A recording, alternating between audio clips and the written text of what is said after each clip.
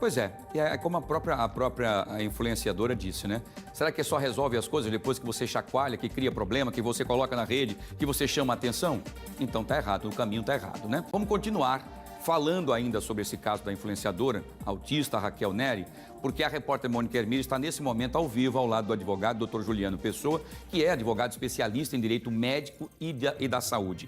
E a gente quer saber o seguinte, Mônica, as companhias aéreas podem proibir esses embarques de cães de serviço ou não? Existe uma lei que ampara, como disse a própria influenciadora, ou está desavisada ou não está cumprindo essa lei? Esta operadora, inclusive aérea, que acabou não fazendo o seu papel no início, quando a influenciadora precisou voltar para a sua cidade natal. Bom dia. Oi, Wilson. Bom dia para você, bom dia para todo mundo que está acompanhando. Fique alerta junto com a gente. É um caso polêmico e que tem várias vertentes. Para a gente entender, não é, nesse caso, o que é que pode ser feito, o que poderia ter sido feito, eu vou conversar, como você bem apresentou, o advogado especialista em direito médico e da saúde, doutor Juliano Pessoa, já está aqui com a gente. É um assunto complexo e que tem várias vertentes. Nesse caso, a companhia aérea é obrigada a levar o cão, né, já que ela apresentou todos os documentos, tinham todas as comprovações da necessidade dela viajar com o animal? Bom dia. Bom dia, Mônica, bom dia, Wilson, bom dia quem nos assiste. Veja só, esse caso é interessantíssimo porque, assim, as empresas hoje em dia, infelizmente, ainda se utilizam de uma lacuna na legislação em relação a esse tipo de cão, né, que a gente chama de cão de suporte, emocional, cão de serviço, mas na realidade esse cão não é regulamentado do ponto de vista legislativo. Qual é o cão que tem lei desde dos anos 2000 aqui no país? O cão guia. Né? Então, o cão guia ele é totalmente regulamentado por legislação federal e tem todo um regramento que as companhias aéreas não podem criar obstáculo para este cão, que é aquele cão conhecido naturalmente que acompanha as pessoas com deficiência visual. Não discute-se naturalmente a necessidade dela enquanto pessoa com deficiência para auxiliá-la em qualquer tipo de circunstância que ela seja submetida. Mas o que ocorre é que tanto as resoluções da ANAC, bem como a lei, não obriga de fato de maneira expressa, direta, que a companhia teria que fazer esse transporte contra a sua vontade. Então, baseada nessa lacuna é que as companhias, algumas companhias, inclusive fazem essa negativa, como foi o caso dela.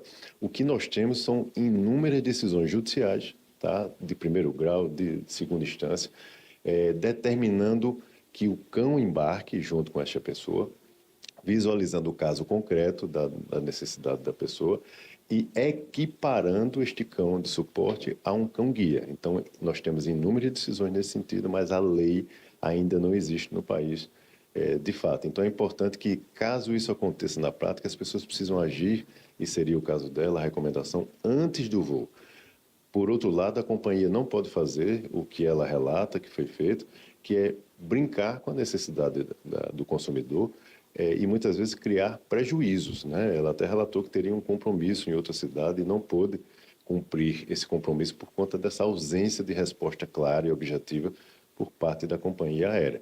Então, nós temos o Código de Defesa do Consumidor, o Estatuto da Pessoa com Deficiência, que resguarda a dignidade dessas pessoas, o direito à informação clara e expressa, e a própria resolução da ANAC determina que a companhia deve, por escrito em caso de negativa, oferecer a sua justificativa do porquê que não irá fazer o transporte. Nada disso, em tese, foi feito. Então, ela poderia recorrer à própria ANAC, abrindo uma reclamação em face dessa companhia aérea e empreender alguma medida, buscando, de repente, no Poder Judiciário, uma decisão que determinasse liminarmente que ela pudesse retornar, assim como ela já veio diante da negativa da empresa. Uma ação movida nesse caso, ela serve para futuras viagens ou apenas nesse momento para a viagem que não aconteceu, para que ela possa ter o ressarcimento financeiro e moral? No caso dela, como houve uma situação concreta, né, inclusive de certa negligência por parte da empresa com a consumidora, que é pessoa com deficiência também, ela pode sim propor uma demanda judicial para discutir esse caso concreto. O custo adicional que ela teve que ter, né, de uma nova passagem aérea, o tempo que ela perdeu, compromissos que, de repente, profissionais ela perdeu também por conta dessa negligência, dessa precarização de serviço e danos, naturalmente, morais e materiais que sejam atinentes ao caso. Então, tudo isso é passível de discussão judicial, sim. O que não dá, Mônica, é que, naturalmente, ela não tem como ter uma decisão judicial, por mais que determine que o cão ingresse juntamente com ela, isso não valerá para viagens futuras. É sempre analisado caso a caso, justamente por conta dessa ausência de lei, né, de forma direta, que trate desse tipo de cão. Porque no cão-guia, só para que as pessoas entendam, o cão-guia há uma fiscalização por parte do Estado, inclusive, das instituições que prestam esses treinamentos. Então, o cão-guia é extremamente hábil, treinado, até suas necessidades fisiológicas, um cão desse consegue não realizar durante horas, para você ter ideia. Além disso, no caso de turbulência na aeronave, é um cão extremamente treinado para saber como agir, ele não se altera, ele não tem qualquer tipo de alteração que possa colocar em risco, naturalmente, outros tripulantes, bem como o próprio voo, né? Então, assim, é algo bastante sério, de fato, né? Não é qualquer risco que possa incorrer ali, trazendo insegurança para aquele voo, pode colocar em risco a vida de todos os tripulantes. Então, por isso esse rigor que existe no dia a dia. Mas, se há toda uma retaguarda de treinamento, de certificação, que demonstre que esse cão tem a capacidade de se comportar semelhante ao cão-guia, e é isso que o Poder Judiciário vem vendo na prática, nada impede que ele seja equiparado. Mas, por outro lado, não há como forçar por ausência de legislação. Em resumo, essa brecha na legislação, cada operadora, cada companhia aérea se utiliza do bom senso, né, do querer ou não agradar, vamos dizer assim, aquele consumidor. Exato. Algumas companhias elas têm uma prática mais leve, vamos dizer assim, de exigência. Então, pede a documentação, analisa e já vem permitindo, como foi o caso da outra companhia que ela ressaltou que fez a viagem, e outros criam esse tipo de resistência. Então, havendo a resistência, o consumidor, infelizmente, tem que empreender outras medidas, mas, por outro lado, sempre ressaltando aqui que a companhia aérea não pode, em hipótese alguma, fazer de forma inadequada, ou seja, não ser clara, não trazer documentação, justificando a sua negativa. Ela pode ter o seu posicionamento, ok, mas ela precisa prestar informação clara e respeitar o consumidor lá na ponta, especialmente quando se trata de um consumidor que tem outras vulnerabilidades, pessoa cometida por deficiência. Então, a retaguarda dela, o amparo dos direitos dessa pessoa é ainda mais robusto e a companhia não pode simplesmente tratá-la de qualquer jeito, e isso precisa ser exigido, de fato, pelo consumidor também. Eu quero aproveitar para fazer uma pergunta. Primeiro, muito obrigado pelas suas explicações. Realmente, como sempre, brilhantemente, como o senhor sempre faz, trouxe aí os detalhes da lei que deixa essa brecha, né, especificamente para o cão-guia. Né? Eu pensei até que era por conta da raça, talvez, que só fosse o labrador e tal, enfim, mas não é isso, né? A questão do treinamento, dos locais onde é feito, então, todo aquele treinamento ali, através do adestrador e tal, para que o cão-guia possa se comportar no momento que talvez um voo necessite. Mas vamos lá, então, aproveitando, desejando boa tarde, vamos lá, as pessoas que estão nos acompanhando agora. Aí, uma pessoa autista que precisa viajar, que precisa ter esse cão acompanhando. O que ela tem que fazer? Ela tem que judicializar isso antes da viagem? E uma outra pergunta. A influenciadora, ela viajou da primeira vez porque mandou todos os documentos. A viagem de volta estava marcada e comprada porque a própria empresa tinha toda a documentação e autorizou a primeira viagem. Como fazer nessa situação agora? Como é que fica? Abre brechas para uma jurisprudência? O que pode acontecer, doutor Juliano? Me explique tudo, por favor. Boa tarde, seja bem-vindo.